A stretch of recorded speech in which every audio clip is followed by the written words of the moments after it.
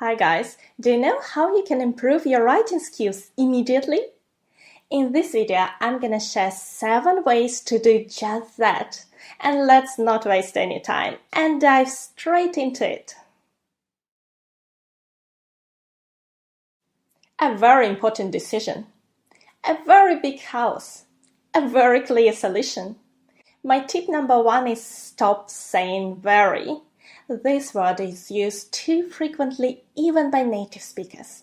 But if you avoid it, your writing will immediately look stronger and more formal, and that's what you need in IELTS essays. Let me show you how you can do it.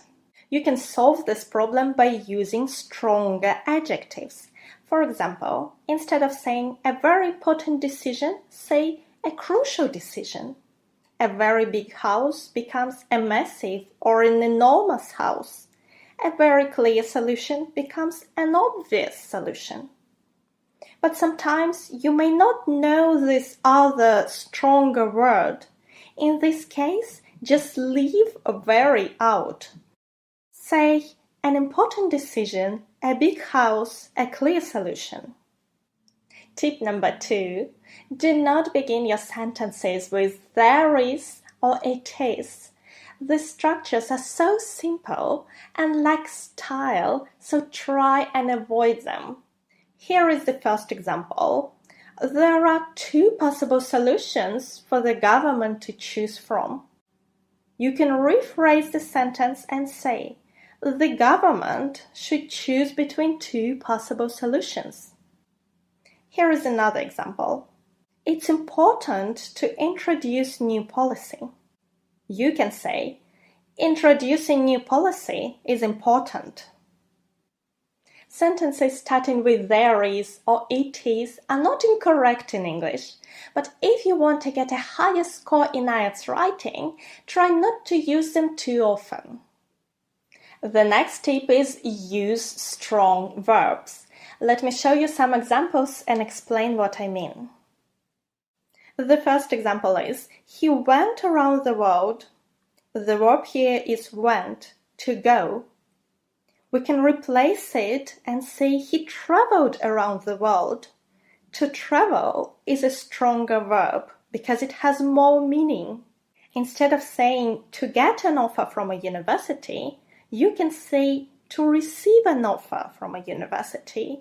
The meaning is exactly the same, but the verb to receive is stronger because it has more meaning than the verb to get. It also sounds more formal. The verbs like to go, to get are so simple that they make your writing look plain.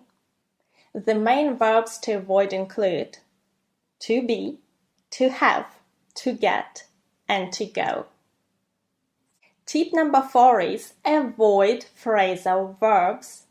I know you've spent ages learning those phrasal verbs that are so common in English. The problem lies in the fact that they are rather casual, and in IELTS you should stick to a more formal style. That's why try and avoid phrasal verbs in your IELTS writing. For instance, instead of saying give out free items, say offer free items. Instead of make up a new idea, say create a new idea.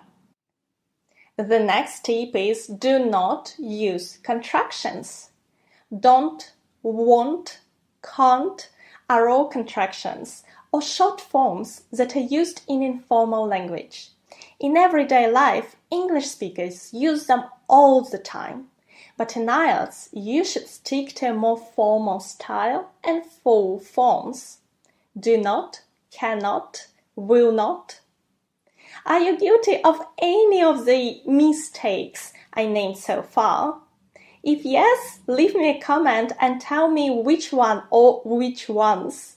And let's go to tip number 6. Keep it accurate. I know that many students try to use as many complex words in their essay as possible. The problem is it's often done to the detriment of quality. Basically, they harm the quality by using words where those shouldn't be used. To get band 7 in lexical resource, which weighs 25% of your mark, most of your sentences should be error-free. In IELTS writing, simpler and right is better than more complex and wrong. The next tip is avoid repeating words. Another way to improve your writing is to avoid repeating words in your essay where it's possible. It helps to prove that you have a sufficient range of vocabulary.